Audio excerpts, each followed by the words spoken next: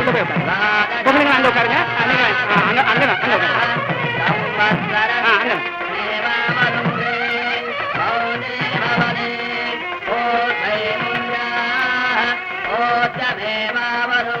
மாங்கல்ய தேவதாभ्यो நமः சமஸ்த சர்வோபசார பூஜாம் சமர்ப்பயாமி. நேரமாயிடுச்சு, சீக்கிரம் பண்ணாச்சு.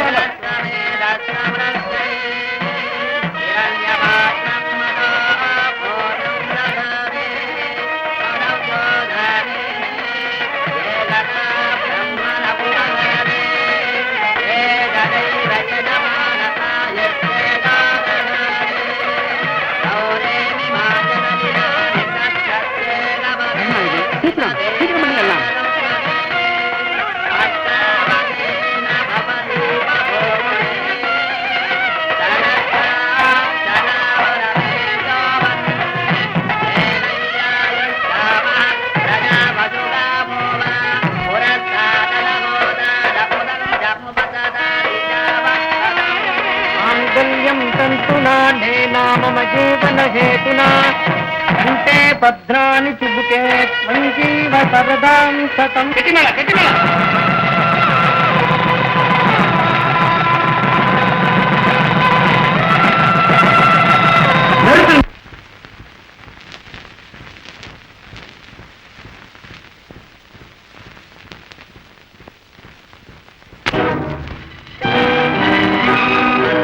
மீனா என்று அழைக்கப்படும் ஸ்ரீமதி சுமதி உங்களை கைது செய்யும்படி கோர்ட்டார் உத்தரவு.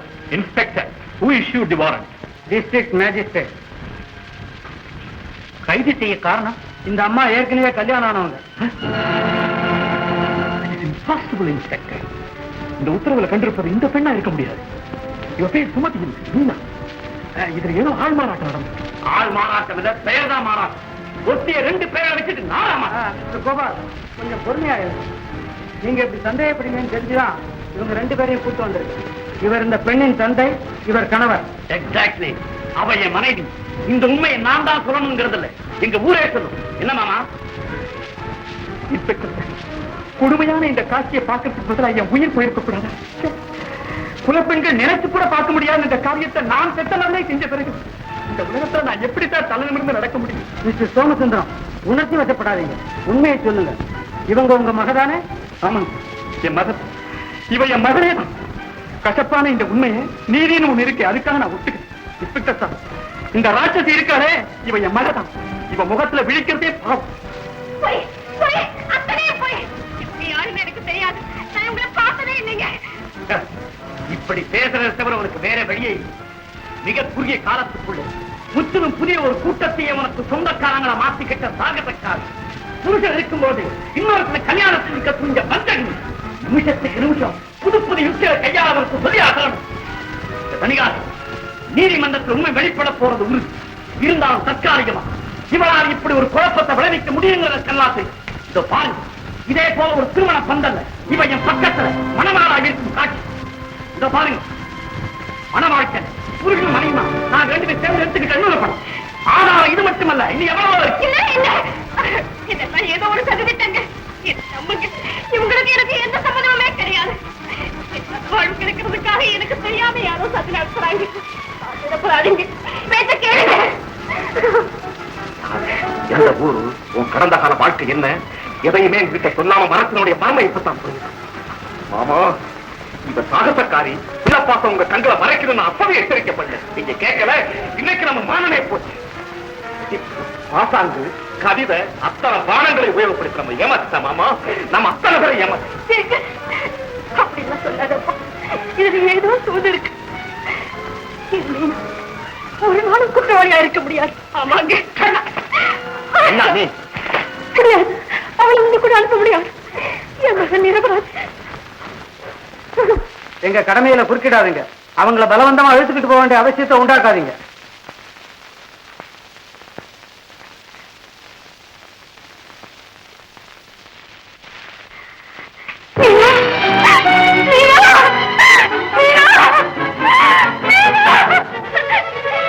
என்னங்க நீங்க பாத்துக்கிட்டீங்க?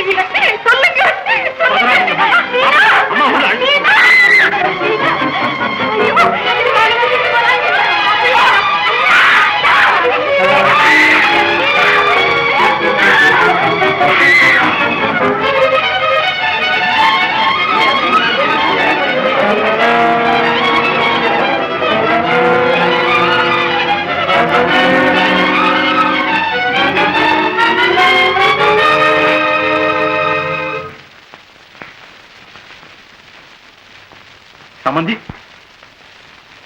சம்பந்தி சம்பந்தி சம்பந்தி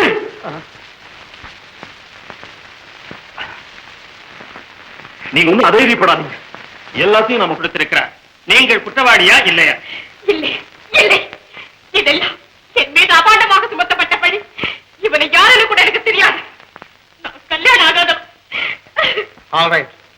வழக்கு வருகிற 10ஆம் தேதி விசாரணைக்கு எடுத்துக் கொள்ளப்படும்.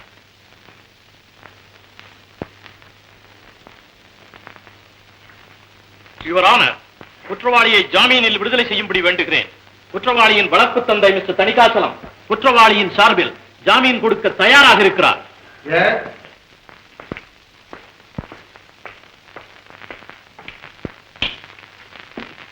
உங்கள் பெயர்? தணிகாசலம். இவருக்காக நீங்கள் ஜாமீன் கொடுக்க தயாராக இருக்கிறீர்களா? ஆமா. விசாரணை தினத்தன்று நீங்கள் குற்றவாளியை நீதிமன்றத்துக்கு கொண்டு வர தவறினால் உங்கள் மீது கடும் நடவடிக்கை எடுக்கப்படும். 5000 ரூபாய் நபர் ஜாமீனிலும் 5000 ரூபாய் ரொக்க ஜாமீனிலும் குற்றவாளியை விடுதலை செய்ய உத்தரவிடுகிறேன்.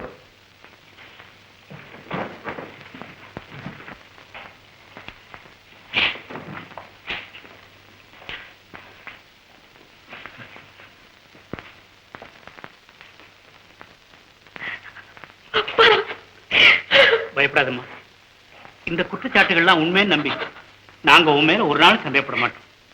நீ ரொம்ப புனிதமானவன் எங்க உள்ளத்துல ஒரு குரல் சொல்லிக்கிட்டே இருக்கு. வாமா, உன்னை பார்க்க உங்க அம்மா துடிச்சுக்கிட்டு. வரவே மாட்டேன். ஏமா இப்படி சொல்ற?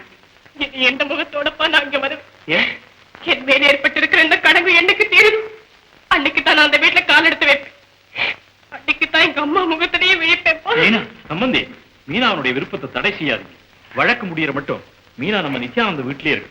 ஓ பேஷா, வா மீனா வாங்க. ஆமாம்மா, போலாம்.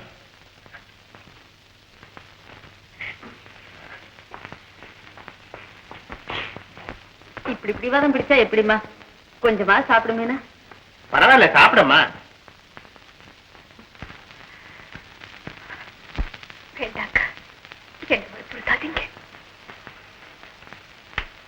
என்னுடைய வாழ்க்கைக்கு இது ஒரு கேடா?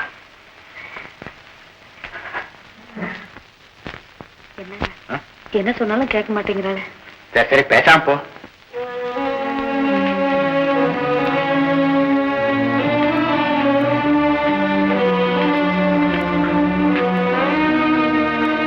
மீனா,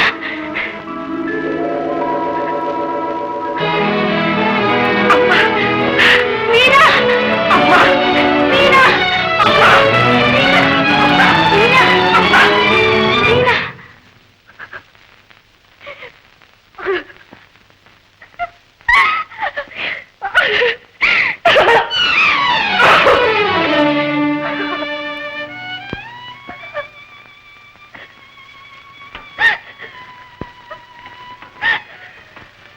அம்மா, நான் அப்பவே சொல்லல, மீனா உன்னை பார்க்க மாட்டாமா. வா, வீட்டுக்கு போலாம். மோகன், மகளுக்காக அந்த தாயில துடிக்கிற துடிப்பு உனக்கு புரியாதுப்பா, உனக்கு புரியாது. வீணா, உன்னை பார்க்கறதுக்காக உன் தாய் இவ்வளவு தூரம் ஓடி வந்திருக்க. அவளை நீ பார்க்க கூடாதா? வாம்மா, வந்து பாரம்மா. மீனா, உனக்கு இவ்வளவு கல் மனசா?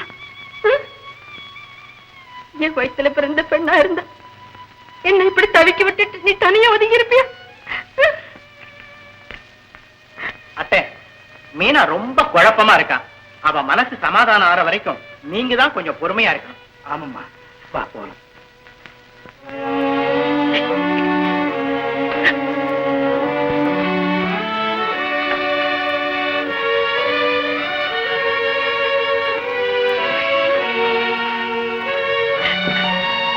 மீனா, நான் போயிட்டு வரேம்மா, போயிட்டு வரேன்.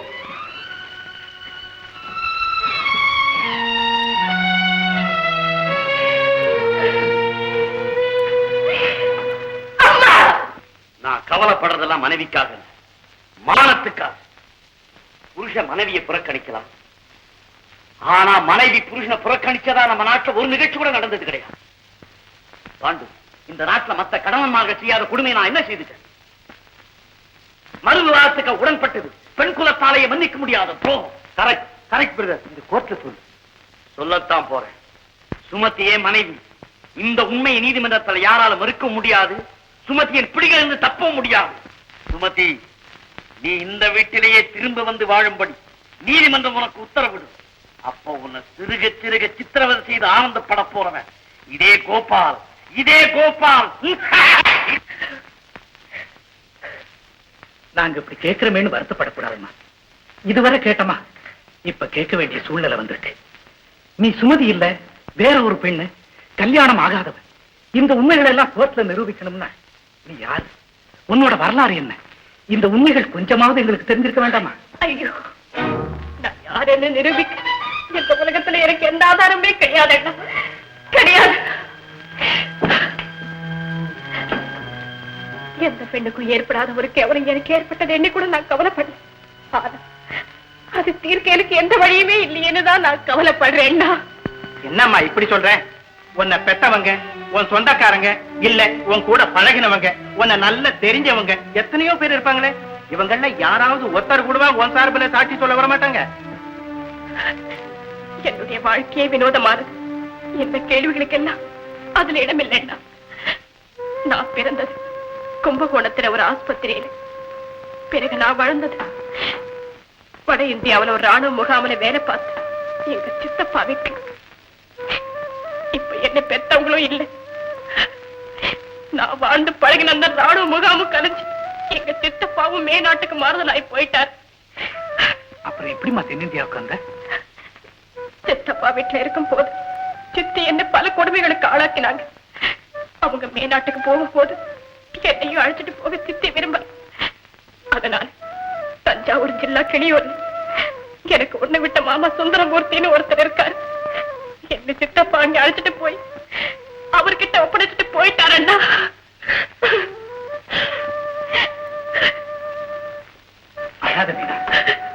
இதெல்லாம் எப்ப நடந்தது? உங்க குடும்பத்துல எனக்கு அடைக்கலம் கிடைக்கிறது ஒரு வாரத்துக்கு முன்னாடி. ஆமா மீனா, நிரந்தரமா உங்க மாமா சுந்தரமூர்த்தி வீட்டிலேயே வாழணும்னு வந்தவன் திடீர்னு ஒரு வாரத்திலே அதை விட்டு ஏமா வெளியேறிட்டான்? அதை பத்தி என்ன கேட்காதீங்க. தயவு செஞ்சு என்ன கேட்காதீங்க. என்னப்பா அது? எனக்கு ஒண்ணுமே புரியலையே. நித்யானந்தம், சுந்தரமூர்த்தி சாட்சி மட்டும் நமக்கு கிடைச்சா சமாளிச்சிடலாம். புறப்படு, உடனே போய் அவனை கூட்டு வரும்.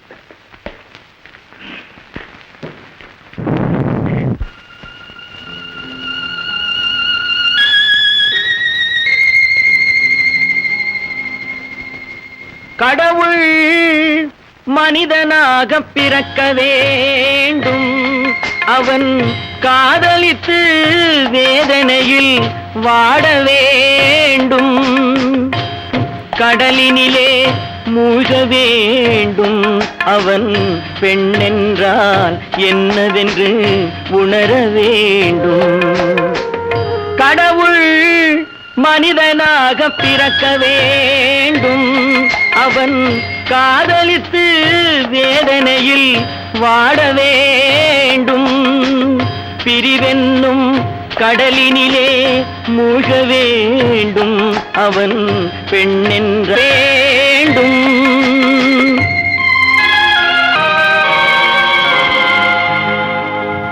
எத்தனை பெண் படைத்தான், எல்லோருக்கும் கண் படைத்தான்.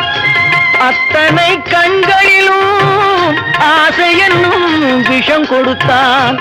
எத்தனை பெண் படைத்தான், எல்லோருக்கும் கண் படைத்தான். அத்தனை கண்களிலும் ஆசை என்னும் விஷம் கொடுத்தான்.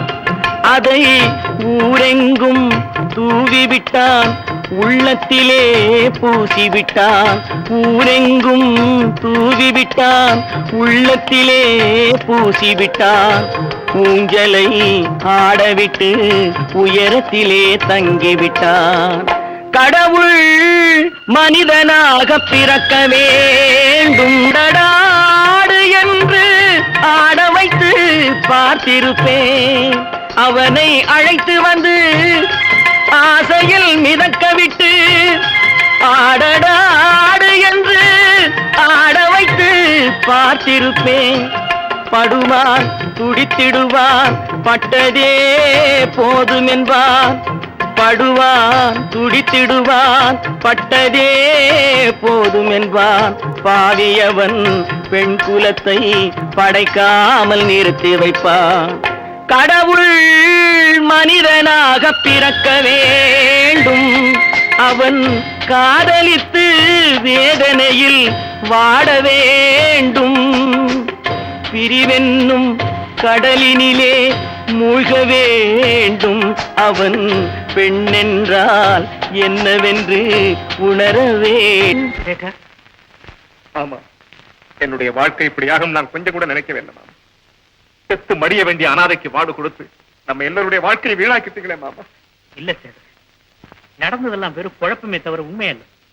நீ நினைக்கிறது போல மீனா கல்யாணமானவள், பரிசுத்தமானவள். ஆமா சேகர், நேத்தைக்குத்தான் மீனா தன்னுடைய வரலாறு முழுவதையும் நம்ம மோகன் கிட்ட சொல்லியிருக்கா. இப்ப மீனா கூட நித்யானந்த வீட்டுலதான் இருக்கா. நீ அவளை தனியா பார்த்து பேசினா அவ மனசு ஆறுதல் அடையும். புறப்படு சேகர்.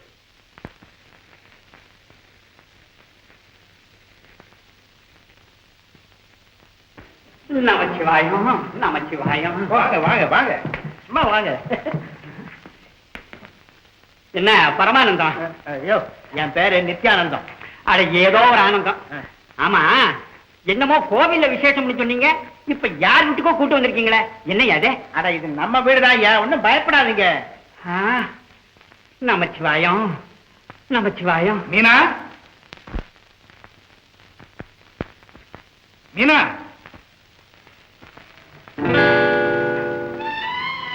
மாமா, மாமா, என்னை காப்பாத்துங்க மாமா, என்னை காப்பாத்துங்க. என்னது? எனக்கு ஒண்ணும் புரியலையே. யாரம்மா நீ? மாமா, என்ன உங்களுக்கு தெரியலையா? மாமாவா? யாருக்கு யாரு மாமா? இந்த பொண்ணு என்ன சொல்லுது? ஏன் உங்களுக்கு காது கேட்கலையா? கேக்குது, ஒண்ணும் புரியலையே. அப்போ உங்க கண்ணு தான் கோளாறா இருக்கணும், கண்ணாடியை சேஞ்ச் பண்ணுங்க. ஆமா, என்னையா கலாட்டா பண்றீங்க? நீங்க என்னடா கோவிலுக்கு இங்க கூட்டு வந்தீங்க, இந்த பொண்ணு என்னடா என்ன மாமாங்குது. இந்த பொண்ணை நான் பார்த்ததே இல்லையே. என்னையா நீங்க பார்த்ததில்லை? நீங்க நிஜமா சொல்றீங்களா மாமா? மாமா, என்னுடைய வாழ்வும் தாழ் உங்க ஒரு சொல்லில் அடங்கியிருக்கு மாமா, ஒரு சொல்லில் அடங்கியிருக்கு. வாழ்க்கை பூராவும் நிராதரவா வாழ்ந்தஎனக்கு கடைசியா கிடைத்திருக்கிற ஒரே ஒரு ஆதரவு தான் மாமா. அதையும் நான் இழக்கும்படியா செஞ்சிடாதீங்க மாமா. மாமா, நான் தான் மீனாக உண்மை சொல்லிடுங்க மாமா, சொல்லிடுங்க. அம்மா, என்னுடைய 7 ஜென்மத்திலேயே நீ எனக்கு மருமக கிடையாது, நான் உனக்கு மாமாவும் கிடையாது. ஆமா, இன்னைக்கு நீ எனக்கு மாமா இல்லை. ஆனா கண்ணும் கருத்துமா காப்பாத்துறேன்னு சொல்லி சித்தப்பாகிட்ட கை நிறைய பணம் வாங்கினியே. கண்ட கண்ட கிழவனுக்கெல்லாம் என்ன கல்யாணம் பண்ணி கொடுக்குறேன்னு சொல்லி பணம் பறிக்க நினைச்சியே. அப்பெல்லாம் நீ எனக்கு மாமா, நான் உனக்கு மருமக இல்லையா? நீயும் ஒரு மனுஷனா? இல்லை, மீரா பணத்துக்காக எதையும் செய்யக்கூடிய மனித பேர் இல்லைன்னா தன்னுடைய சொந்த தமக்கு மகன அந்த அர்த்தராத்திர ஜமீன்தாரோட